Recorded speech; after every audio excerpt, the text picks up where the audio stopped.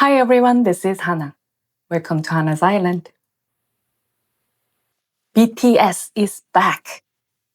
After a nearly 4-year break due to their military service, they have finally returned as a complete group of 7. On March 21st, their comeback concert at Gwanghwamun Square in Seoul was broadcast live to over 190 countries on Netflix. Right now, this Netflix comeback concert is ranking number 1 globally. Today, through my personal story and my history with the BTS, I want to talk about something deep with you all. Shall we begin? To see life, to see the world, to eyewitness great events, to watch the faces of the poor and the gesture of the proud, to see strange things, to see and be amazed, to see and be instructed. This is the founding motto of the legendary magazine Life, 1936. You might remember it from the movie The Secret Life of Walter Mitty. Back then, I lived passionately holding on to that vision to face the world completely. In 2013, I was working fiercely as a music journalist, running around doing magazine interviews. But honestly, I was stained with extreme exhaustion and cynicism. On one side, massive entertainment companies were running factory-style idol systems. They were pumping out soulless products like items on a conveyor belt. On the other side, there was the indie scene, struggling and falling apart every day due to their own egos and pretentiousness. I moved busily between those two extreme worlds, swallowing my disillusionment. Back then, as a so-called expert, I felt guilty. I was criticizing creations that someone else had poured their soul into. I couldn't create anything myself. I was agonizing over the fact that I was an immature observer, picking on other people's work and pretending to be objective. The words I wrote, chased by monthly deadlines, were close to emptiness disguised as sharpness. My original intention to witness the real world was slowly becoming dull. Around the summer of 2013, 7 rookies quietly debuted.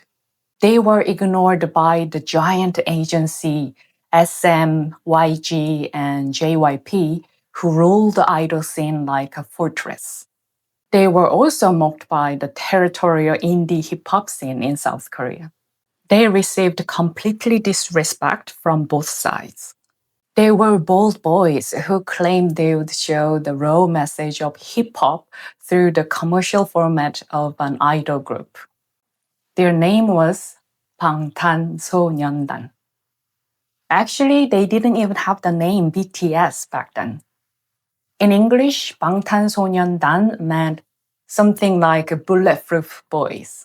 Later, as they expanded overseas, international fans started calling them BTS, taking the first letters of the Korean words. The Korean indie hip-hop scene threw sharp prejudice at them. If you do hip-hop, why wear makeup and dance?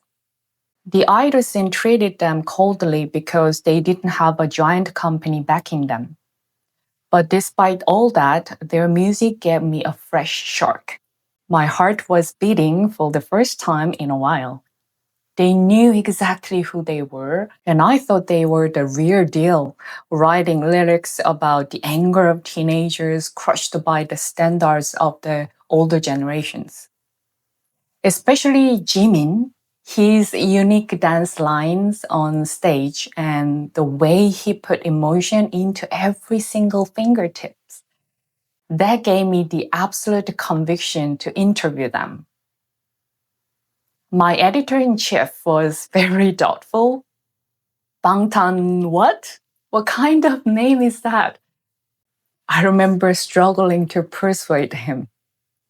I gathered every single piece of gold foil I could find to decorate the studio set. I wanted to make these unknown rookies shine just a little bit brighter. They haven't received much attention since their debut, and I wanted to support them. It's one of the biggest and warmest moments I remember from my time as a music journalist. And it was a moment with absolutely no regrets where I fully supported someone's sincere passion and captured it in writing. Back then, RM couldn't take off his sunglasses because of his agency's instruction. Jungkook had just graduated from middle school, but these boys claiming life is hip hop were endlessly transparent and desperate. I still remember RM telling me as we said goodbye after the interview, please pray that we can release our next album. He was that serious. Because their debut album didn't do as well as they had hoped.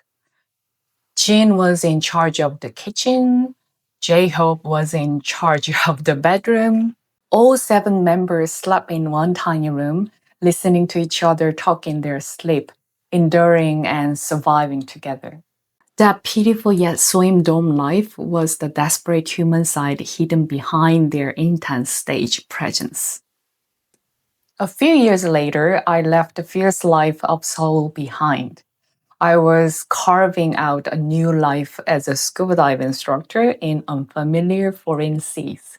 From the deep underwater caves of Mexico to the clear, deep oceans of Thailand, what I faced was racism and prejudice, more suffocating than the water pressure.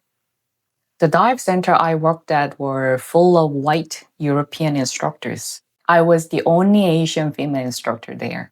I thought I had escaped Seoul to find peace in the deep sea.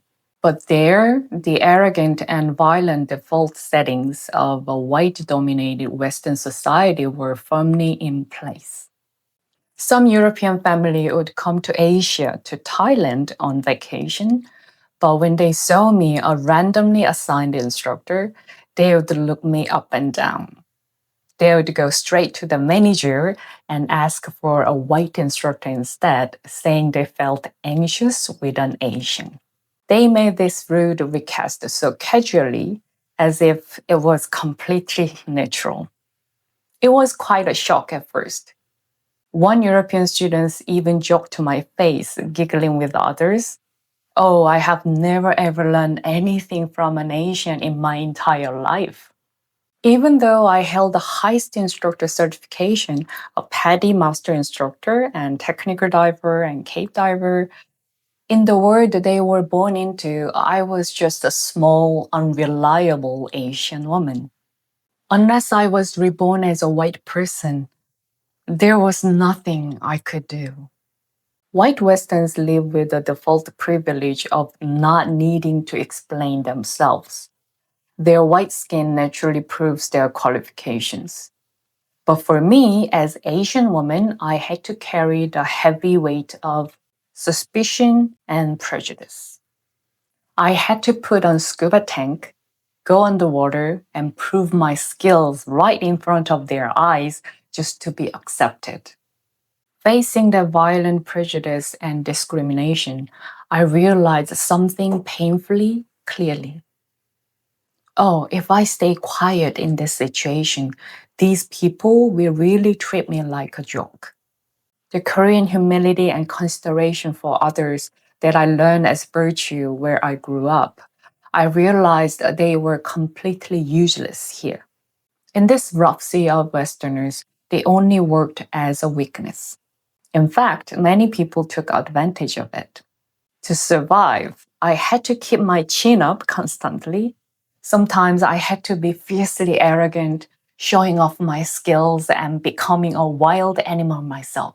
It would be a lie to say I wasn't lonely or sad.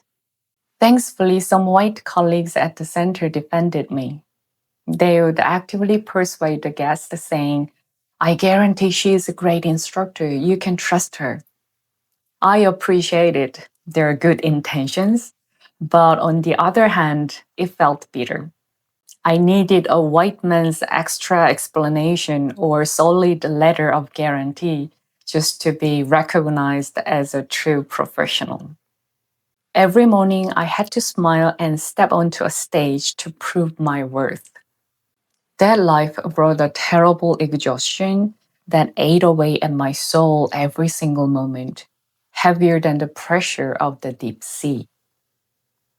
BTS changed the world in 2017 and 2018 while I was struggling to prove myself as an unfamiliar outsider in a foreign country. The seven boys I had documented in a basement studio in Seoul in 2013 were facing a much bigger, much more solid wall on the other side of the world. When they tried to cross the threshold of the mainstream pop market, they weren't just met with the cheers. The blatant racism and Western centric contempt toward a boy band from Asia were beyond imagination. Huge Western award shows like Grammy refuse to properly acknowledge or treat their artistic achievements fairly. Yet they were perfectly happy to use the massive firepower of BTS global fandom to boost their ratings and social media metrics. During interviews, many white hosts would openly scoff or ask rude questions simply because the members were fluent in English. That rudeness felt exactly like the air I breathed in that sea full of unfamiliar white faces. But those boys didn't break. Instead, they collected those mocking words and used them as nutrient for their music. Amidst the mockery and contempt of global haters, they didn't answer with silence. They proved themselves with their skills. Most importantly, they focused even more on the fans who had protected them for a long time. They wisely turned that massive pressure into flexible momentum. In front of their flawless stage performances and overwhelming skills, no white supremacist could dare to pick a fight. Going beyond just being popular idols, they became the voice of the era, and their moves were unstoppable. When a journalist from the Spain media tried to drag down the Korean music system by calling it a K obsession, RM fought back with confidence, refusing to be trapped into victimhood.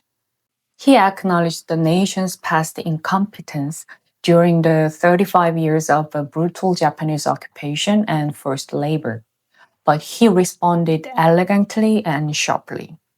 We have worked fiercely to improve ourselves, and that is what made K possible. K is premier label earned by our ancestors who fought for it. During the global pandemic, when anti-Asian hate crimes peaked, they didn't hesitate to speak up.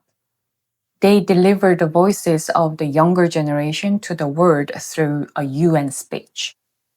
They even went to the White House and stood in front of the President Joe Biden, sending a powerful message of solidarity for Asians all over the world.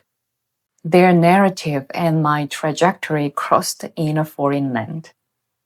Any Korean living abroad probably experienced something similar to me. To me, drowning in a sea of prejudice and discrimination, the massive path BTS carved across the globe returned to me as the most perfect shield. The small magazine page I lent them in 2013 became a massive pillar of support for me in a foreign land years later. As Korean cultural achievements, led by BTS, Blackpink, the movie Parasite, and the Squid Game, etc., reaches the peak of the world, the air around my white diving clients completely changed. I was no longer as a known Asian woman from nowhere. The eyes of people who used to be hesitant to learn from an Asian changed to favor and curiosity. I was elevated to an instructor from a country with a sophisticated and powerful cultural capital who no longer needed the guarantee or extra explanation of my white colleagues. A life where you don't need to explain yourself. A life where you don't need to prove yourself. That is the gift BTS gave to Koreans living abroad. During their unknown days, I was one of the first to record those boys. And in the end, they saved me in an unfamiliar sea, making me someone who didn't need to explain myself. I owe them a lot. Having been close to the Korean music scene for a long time, especially indie musicians, I saw the ugly truth of so many sacrifices made in the name of music, art, and creation. What tortured them more than the exhaustion after all night sessions was the fierce, brutal clash of egos and personality differences hidden behind their passion for music. Being jealous of each other's genius or putting their pride on the line over a simple code progression. I deeply felt the exhaustion and the sound of breaking relationships as teams fell apart every single day. Because I know that fierce battlefield of egos better than anyone, the fact that BTS protected their teamwork for over 10 years, even longer if you count their trainee days, is a human miracle that goes beyond the musical achievement. And they did it while relying on each other in the middle of attacks from global haters and the massive cheers of fans. They are giants who learn how to fill in each other's blanks rather than trying to beat each other. The ultimate result of that is their newly released fifth full-length album, Arirang. The world is especially fascinated by the simple logo design, the face of the album.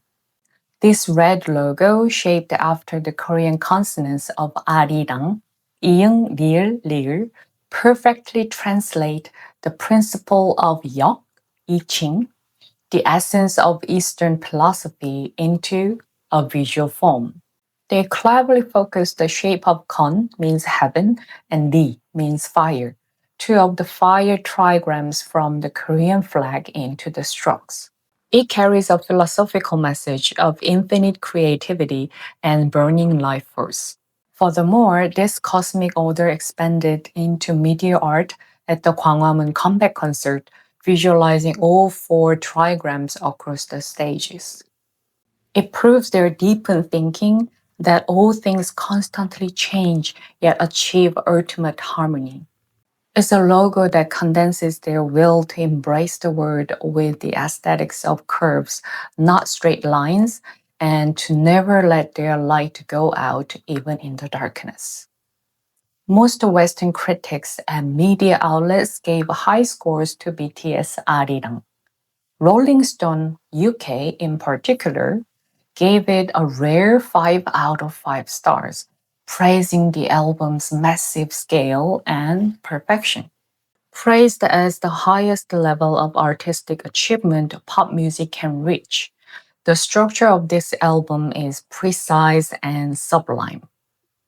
The dramatic transition of sound and narrative from the first half to the interlude and into the second half feels like listening to a giant symphony.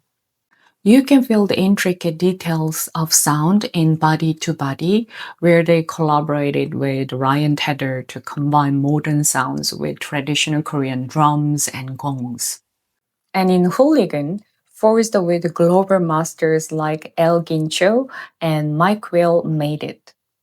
Fire, which cleverly pays homage to Britney Spears' masterpiece while exploding with the club sounds, also builds up gorgeous layers of sound in the first half. The first half of the album is full of flashy, explosive energy pulled out through collaborations with these global masters. At the center of this massive energy lies the strong root of the hip hop sound from their days as Bangtan Sonyeondan, when they used to spit raw energy before becoming global pop icons. At the peak of mainstream pop, where people usually just show off power and flex, they present their skills and original roots in the most maximalist way. But in track 6, Number 29, the moment the quiet and deep beat of the divine bell of King Seongdeok, Korean national treasure number 29, rings out. The atmosphere flips 180 degrees. Yeah, this is whole track. It's like cleansing. Within the seemingly perfect symmetrical structure, an internationally designed micro-asymmetry causes frequency interference. Like a giant taking deep breath, the sound grows louder and softer every 3 seconds, creating a mystical and endless resonance. That magnificent sound, crossing 1,000 years of time, has the power to purify the listener's soul. And right from this point, the sound's narrative shifts sharply from filling to emptying, from proving to contemplating.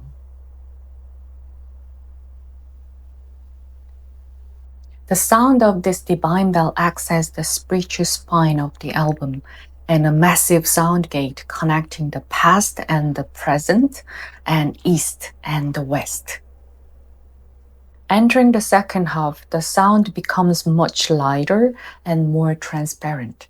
It gets warmer too. Like the magnificent winding waves spreading calmly over the water, track 7, the title song Swim, is placed perfectly within the true Korean aesthetics of empty space created by the bell's resonance. It perfectly captures the relaxed attitude of an artist who has let go of all pressure and surrendered to the waves.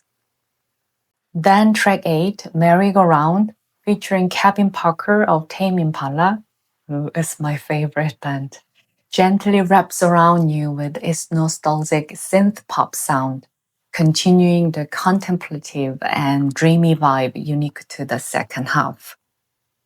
If the first half, like Body to Body, Hooligan 2.0, was the cry of a warrior who fought fiercely, the second half, like Swim, Merry-Go-Round, Like Animals, Into the Sun, are the songs of peace and pride they have finally reached.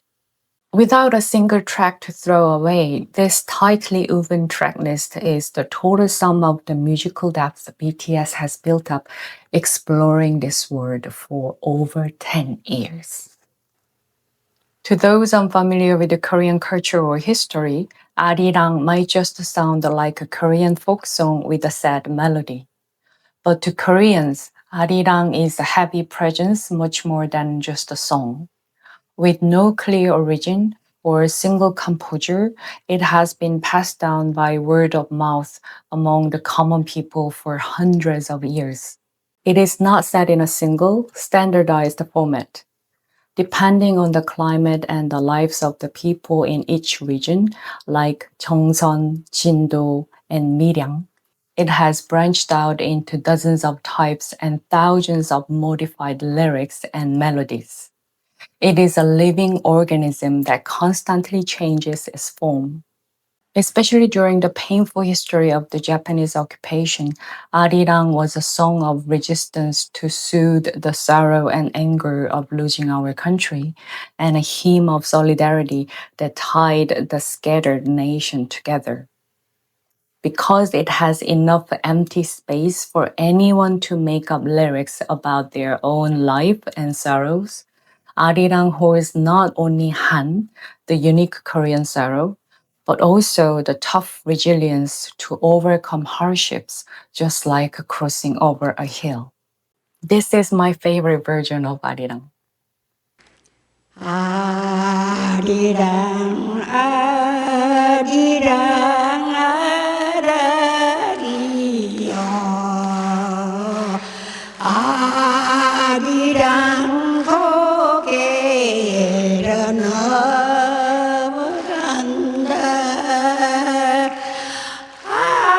아리랑 고개는 율두나 고개인데 넘어갈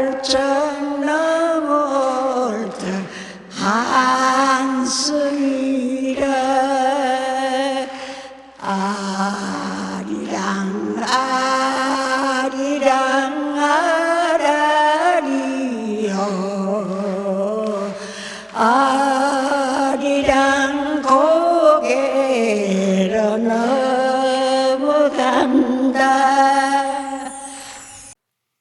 Registered as a UNESCO Intangible Cultural Heritage of Humanity in 2012, this song is like the culture DNA that makes up the soul of the Korean people who survived a winding history. When BTS named their fifth album with such a massive and heavy title, Arirang, it was an act of proudly declaring at the center of the world that their musical roots lie in the most Korean emotions. The first track, Body to Body, is the perfect modern reinterpretation of the 1988 Seoul Olympic song 손에 손잡고, Hand in Hand, which broke down the ideological walls of the Cold War. They brought that message of harmony into the zeitgeist of 2026.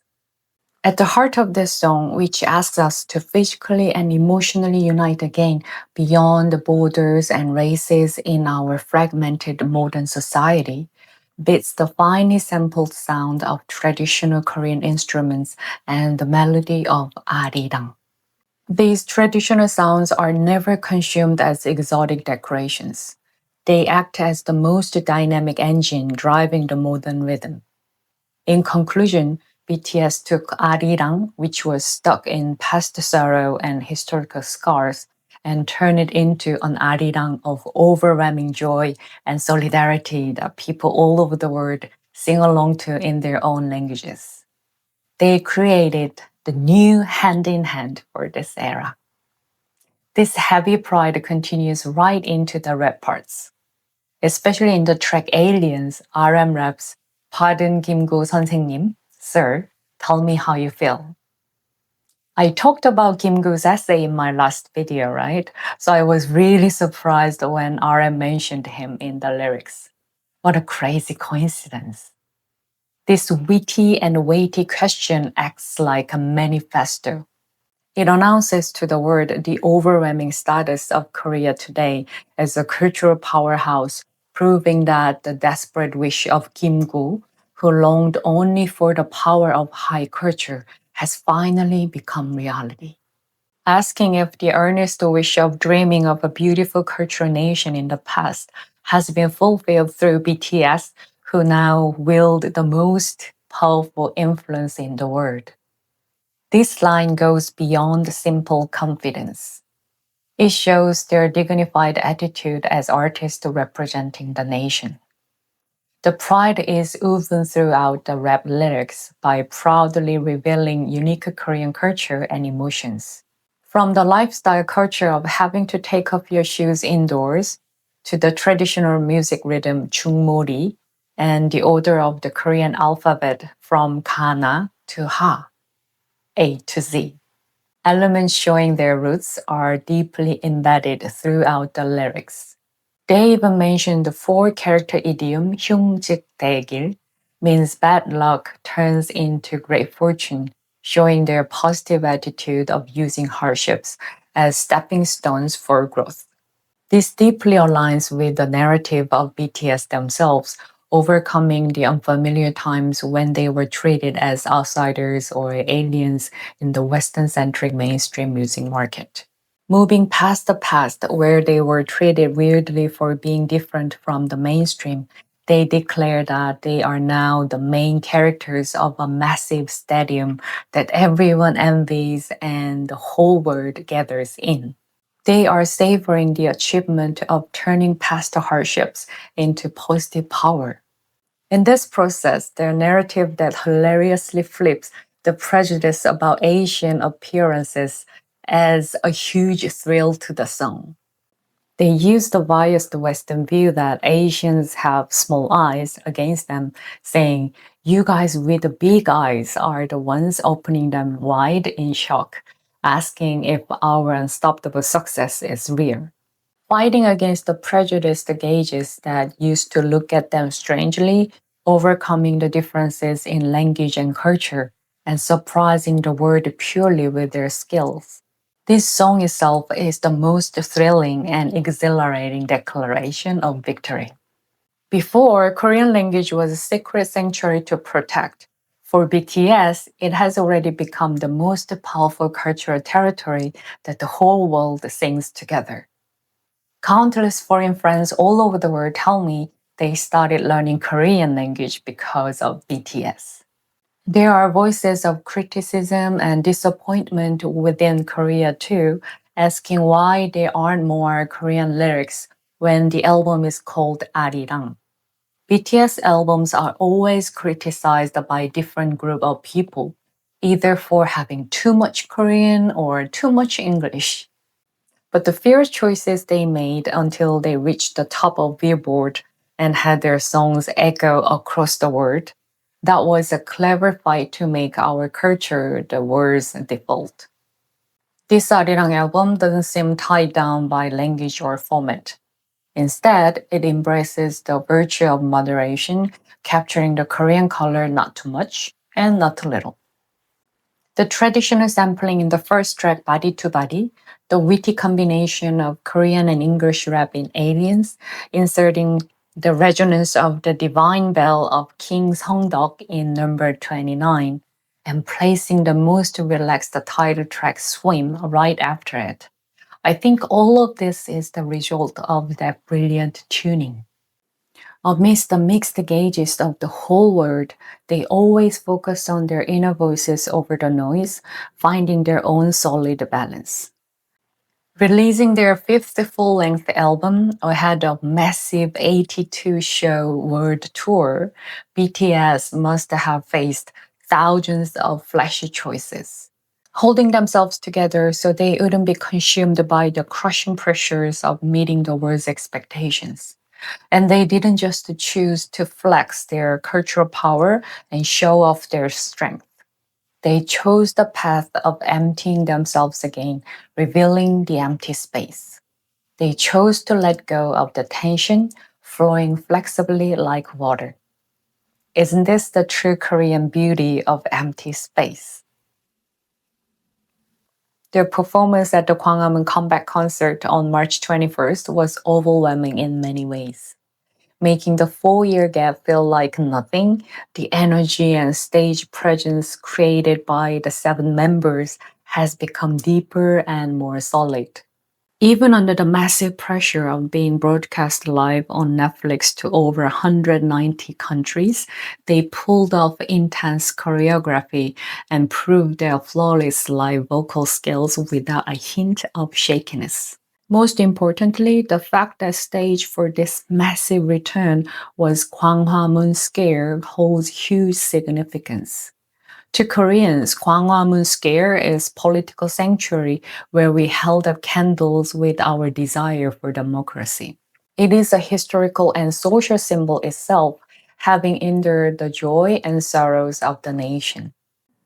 Gwanghwamun is the main gate of Gyeongbokgung, the main royal palace of the Joseon dynasty. It's a place infused with national pride where we tore down the Japanese general government building, a remnant of the colonial era, and fully restored Gyeongbokgung. It was the site of the Great Candlelight Revolution, where 10 million citizens gathered to lead the impeachment of former President Park Geun-hye. The spirit of that peaceful, non-violent protest where not a single person was injured continued on as the Gwanghwamun spirit. It's the very spirit that resisted the December 3rd martial law in 2024, impeached Yoon Suk-yeol, and protected our democracy. That's right, we impeached our president twice in just 10 years. The layout of this concert, designed to frame Gwanghwamun and Gyeongbokgung like a picture behind the cubed-shaped stage, was a brilliant aesthetic device placing BTS right in the center of Korea's historical legitimacy. Performing under the grand statues of King Sejong the Great, who created Hangul, Korean alphabet, and Admiral Lee Sun-shin, the symbol of overcoming national crisis. It felt like a ritual declaring that most Korean identity has become the most global power. Especially after the October 29 Itaewon tragedy, Korean society carried a deep collective trauma regarding spaces where massive crowds gather. Behind the decision to push forward with a massive concert drawing tens of thousands of people in the open square of Gwanghwamun lay a firm will. A will to return a space of sorrow and fear back into a safe, overwhelming space of solidarity. Not cowering in the scars of the tragedy, but gathering together to sing again and heal the pain of loss. This grand process of overcoming was the perfect declaration proving our society's tough resilience. This perfectly aligns with the emotion of Arirang, not just swallowing deep sorrow and Han inside, but overcoming it by sublimating it into explosive, joyful energy, Hung, together. Especially during the first performance of Body to Body, the sound of traditional musicians sing Arirang and traditional melodies echoing against the Gwanghwamun show the world this healing process, the soul of the Korean people, and our unbreakable resilience. The stage outfits designed by Song Ji-oh were also deeply meaningful. The core message was hero leading our culture to a brighter future. After individual meetings with the 7 members, he gave each a narrative that matched their personality. Using cotton and linen, he expressed the brushstroke effects of traditional Korean landscape paintings as a texture. Borrowing the fluidity of hanbok, he completed a silhouette that could transform dynamically with their own stage performances. Seeing these intricate aesthetic devices crossing tradition and modernity flow through the members' movements and out to the world, it was marvelous. With the whole world watching, Gwanghwamun Square turned into an overwhelming purple sanctuary filled with the passionate cheers of armies who have waited for nearly 4 years. What safely protected this massive festival held after overcoming the trauma of the tragedy was the strict preparation created with one mind by the government, the local authorities, and the citizens. Preparing for a massive crowd of around 100,000 people, the Korean government and the city of Seoul deployed thousands of police, firefighters, and professional safety personnel tightly across the site, strictly controlling the crowd flow in real time. Strictly dividing zones with the barricades and securing emergency pathway as the top priority, the concert operations to prevent any possible accidents ran more seriously and flawlessly than ever before. And the tens of thousands of audience members and citizens gathered there followed the control lines and safety guidelines without a single complaint, creating a miraculous sense of order. Never forgetting the painful lesson, everyone showed massive solidarity by taking responsibility for each other's safety. The dense warmth of tens of thousands of people who overcame their fear to fill the square once again. That was the greatest and warmest performance of healing to comfort a scarred Korean society. After BTS travel around the globe and finish their tour, the empty spaces will be filled again with new dance stories and colors. The next album that comes out after the world tour will be the true touchstone to gauge BTS' future. Once again, I applaud the 7 young men of BTS for having the courage to empty in order to fill. And at the 2027 Grammy Awards, BTS will win Album of the Year with Arirang. Mark my words. What pushed the BTS to the peak of the world is undoubtedly the global fandom named ARMY. The misogynistic slur Basuni, crazy fangirl, poured on the first-generation idol fandoms since the 1990s has long disappeared into the back alleys of history. Once dismissed as passive, immature girls just obsessing over oppa, they pierced through those contemptuous gauges and achieved independent evolution. They have become a highly organized, mature citizen power and global activist. The peak of that evolution shined at every crucial moment of Korean democracy. During the December 3rd martial law crisis, what lit up the cold, dark squares were the lights of the light sticks they waved, saying, "I brought the most precious light I own." The girl held up protest signs that read, "To my beloved, I will make a world where you can sing freely in a democratic country." Armed with the light of peace, they put the incompetence, complacency, laziness, and cynicism of the older generation to shame. Even when the arrest and impeachment of the president failed, they never gave up or complained. Without moving an inch on the freezing asphalt road, wrapped in emergency blankets while it snowed, they became the shining kisses protesters. They drove away fear and helplessness, bringing in hope and light. Also, at the center of electing candidate Lee Jae-myung, who had almost no political faction, as the president of South Korea, supporting him not with traditional political grammar, but with the swift and precise firepower unique to fandoms, lies the massive political efficiency of female fandoms in their 10s to 30s. Moving beyond simply consuming music, they have grown into the most powerful, practical subjects who crack absurd power and move politics. Their solidarity easily jumps over the walls of borders, languages, and races.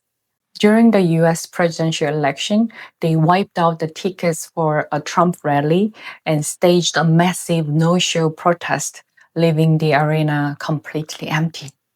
That thrilling activism imprinted on the whole world how the digital generation suffers politics. Opposing racism and supporting the Black Lives Matter movement, they made the BTS $1 million donation in just a few hours. That solidarity was the power of goodwill, crushing even the logic of capitalism. Just listening to the stories of international friends I met through this YouTube channel, these sweet miracles has seeped into our daily lives like a blood vessels. A teenage girl in war-torn Ukraine enduring her fear on a pitch-black winter night without power, listening to BTS song to drown out the sound of bombs. A lady in a small town America who has never even owned a passport in her life, telling me she is learning Korean language for the first time just to feel their lyrics more sincerely, even just one letter. The people who chose to love Korea because of BTS know more about Korean history and traditional culture than I do. The peak of this narrative was during a recent Netflix event for the BTS Gwanghwamun comeback concert. A white-haired grandma who flew all the way from Colombia, the other side of the globe, hugged Grandma Kang Sun-ja of Yujeong-sikdang, who fed the boys when they were rookies, and cried her eyes out like a little girl. What connected a Korean grandma and a Colombia grandma who lived completely different lives on opposite side of the earth was BTS and love. They were proving with their whole bodies how the sweetheart of fiercely caring for someone breaks down the walls of language and race, empathize with the pain of others, and ultimately saves the world. Right after the BTS Gwanghwamun comeback concert, ARMY perfectly cleaned up the trash in the Gwanghwamun area left by tens of thousands of people. And the BTS members and the ARMY fandom delivered sincere apologies to the citizens of Seoul for the traffic control and inconvenience. That mature civic consciousness really showed the class of the massive event. Fandom ARMY is the final puzzle piece that completes the stage made by the artist.